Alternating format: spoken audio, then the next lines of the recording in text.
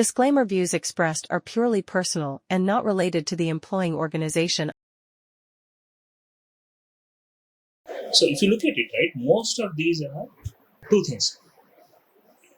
What I want to say is that there are laws which are already in place, which are quite strict, but there is an implementation lack.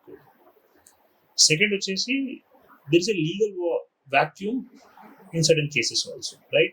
Maybe మీరు ఆ రెండు touch చేస్తారు, right?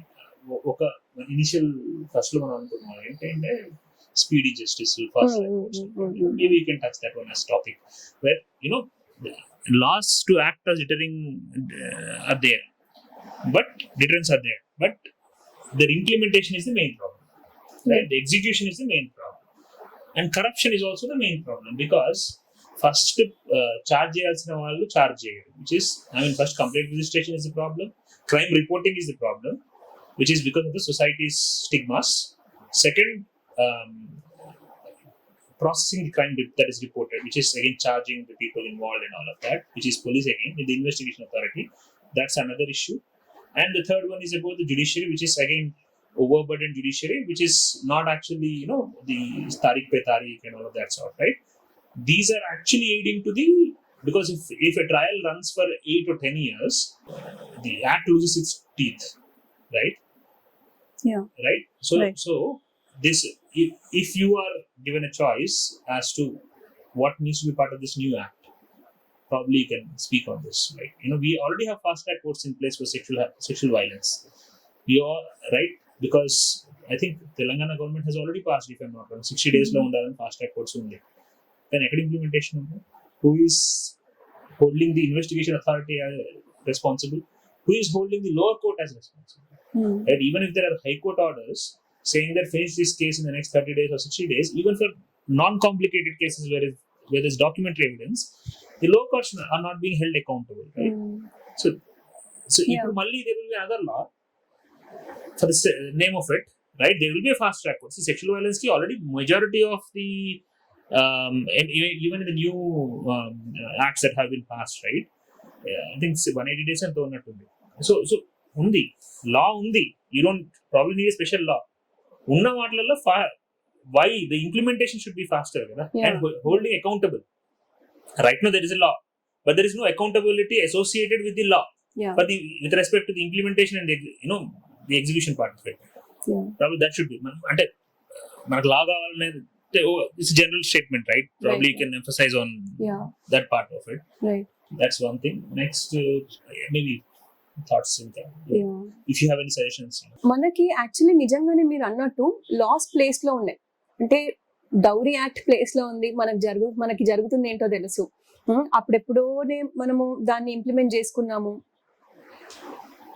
POCSO act ఉంది, మనకి ఏం జరుగుతుందో తెలుసు.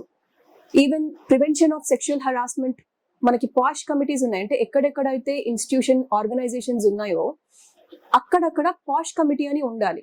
ఎన్ని ఆర్గనైజేషన్స్ లో ఈ పాష్ అనేది ఇంప్లిమెంట్ అవుతుంది, వాళ్ళు ఎన్ని కంప్లైంట్స్ రిజిస్టర్ చేస్తున్నారు పర్ మంత్. అంటే లాస్ మనము చేసుకున్నంత మాత్రాన, ఈవెన్ నిర్భయ కేసు తర్వాత కూడా మనం రేప్ డెఫినేషన్ మార్చేసినాం.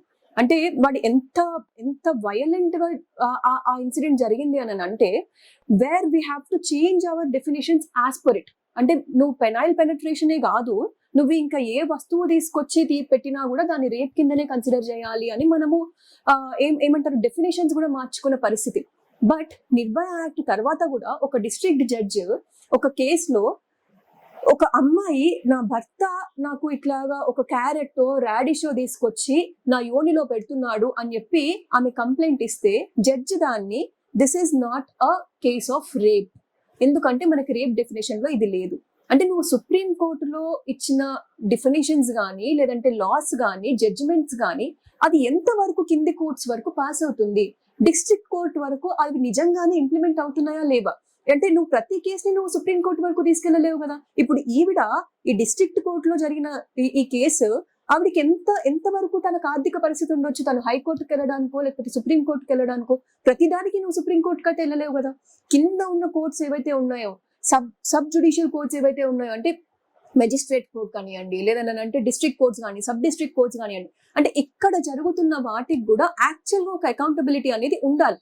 అంటే వాళ్ళు ఇంకా నేను ఎవరికి ఇంకా సమాధానం చెప్పుకోవాల్సిన పని లేదు అన్న స్థితిలోకి వెళ్ళకూడదు. So there should be an accountable system in place. పైనుంచి కింద వరకు కూడా ఇప్పుడు సుప్రీంకోర్టు ఎలాగైతే మీడియా కళ్ళల్లో ఉంటుందో, ఎలాగైతే జనాలు అంటే నాన్ గవర్నమెంటల్ ఆర్గనైజేషన్స్ కానీ లేకపోతే యాజ్ అ జనరల్ పబ్లిక్ కూడా మనం పిఐఎల్స్ ఫైల్ చేయొచ్చు కదా. సో అంటే మన సుప్రీంకోర్టు ఇచ్చిన డెసిషన్స్ ని మాత్రమే మనం ఛాలెంజ్ చేస్తాం, ఎందుకంటే those are in media and all. But వేరాస్ ఈ కింది కోర్ట్స్ లో జరిగే డెసిషన్స్ ఏవైతే ఉంటాయో చాలా వరకు ఉమెన్ కి అగేన్స్ట్ గా ఉంటాయి. అంటే అదే ఇంకా పేట్రియార్కల్ టెండెన్సీ ఏదైతే ఉందో ఆ జడ్జి కూడా అదే పేట్రియార్కల్ సమాజం నుంచి వచ్చింది, ఆయనేమో ఎక్కడి నుంచో ఊడిపడలేదు కదా. So that itself reflects whenever he is giving a judgement, ఆ పేట్రియార్కల్ టెండెన్సీ అనేది ఆ ఇచ్చే జడ్జిమెంట్ లో కూడా రిఫ్లెక్ట్ అవుతుంది. సో దీని అంతటికి అంటే ఎండ్ ఎక్కడ ఉంది అని అంటే ఎక్కడికక్కడ మనం అకౌంటబిలిటీ చెక్స్ పెట్టుకోవడమే. ఈవెన్ హెల్త్ సిస్టమ్ లో అయినా నువ్వు అకౌంటబిలిటీ చెక్స్ పెట్టుకోవాలా, హెల్త్ సిస్టమ్ లో ఉండే అడ్మినిస్ట్రేషన్ లెవెల్లో కూడా నువ్వు అకౌంటబిలిటీ చెక్స్ పెట్టుకోవాలి.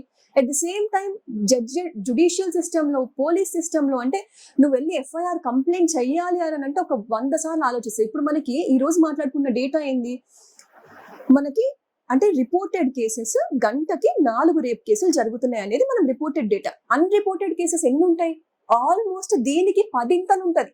అంటే నువ్వు రేప్ జరుగుతున్నాయి 10 అయితే నువ్వు ఒక్కటి రిపోర్ట్ చేస్తావు. అంటే మనకి అంత స్వేచ్ఛ ఉందా? ఇప్పటికిప్పుడు నేను ఒక పోలీస్ స్టేషన్ లోకి వెళ్ళి ఇలా రేప్ జరిగింది లేదు అబ్యూస్ జరిగింది అని చెప్పే సిచ్యుయేషన్ ఉందా?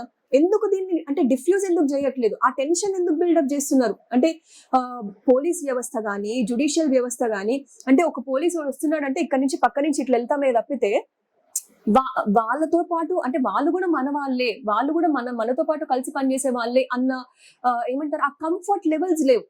So definitely there has to be increase in the comfort levels where every crime is being reported.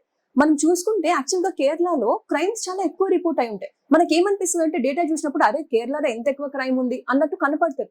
But then the reporting is too high in such places. నువ్వు రిపోర్ట్ చేసే అంటే చిన్న చిన్న ఇన్సిడెంట్స్ ని కూడా రిపోర్ట్ చేస్తారు. ఆ రిపోర్ట్ చేసే అంత లిటరసీ ఆ స్టేట్ లో ఉంది.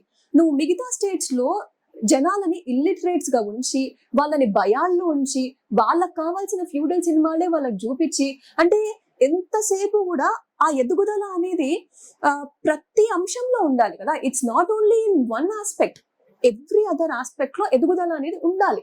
దానికి సరైన సమాజం ఉండాలి చుట్టూత.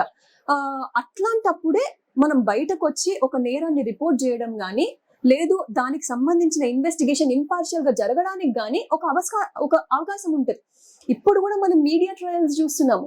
ఈ కేసులో కూడా మీడియా ట్రయల్, హత్రాస్ కేసులో కూడా మీడియా ట్రయల్, అంటే కథువా కేసులో కూడా దానికి ఒక పొలిటికల్ యాంగిల్ ఇచ్చేసి రిలీజియస్ యాంగిల్ ఇచ్చేసి దాన్ని కంప్లీట్ గా తప్పుదోవ పట్టించడానికి మీడియా ట్రయల్స్ హెల్ప్ అవుతాయి.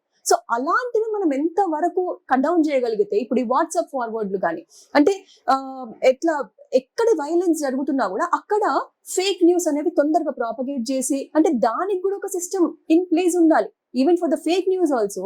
ఇప్పుడు దీని చుట్టూతా ఇన్ని ఫేక్ న్యూస్ ని క్రియేట్ అయినాయి. ఇప్పుడు టీఎంసీ వాళ్ళు ఇన్వాల్వ్ అయ్యారని ఒకళ్ళు అంటారు, లేదు బీజేపీ వాళ్ళే టీఎంసీ లాగా వచ్చారని ఒకళ్ళు అంటారు. అంటే దిస్ ఇస్ నాట్ ఒక ఈ పొలిటికల్ పార్టీ ఆ పొలిటికల్ పార్టీ అని కాకుండా ఒక ఇంపార్షియల్ వ్యవస్థ అనేది ప్లేస్ లో ఉండాలి. సో ప్రస్తుతం ఉన్న వ్యవస్థలో మనం ఎంతవరకు మనం మార్పులు చేసుకోగలుగుతామో అన్ని మార్పులు మనము చేసుకోగలగాలి. This is what I feel.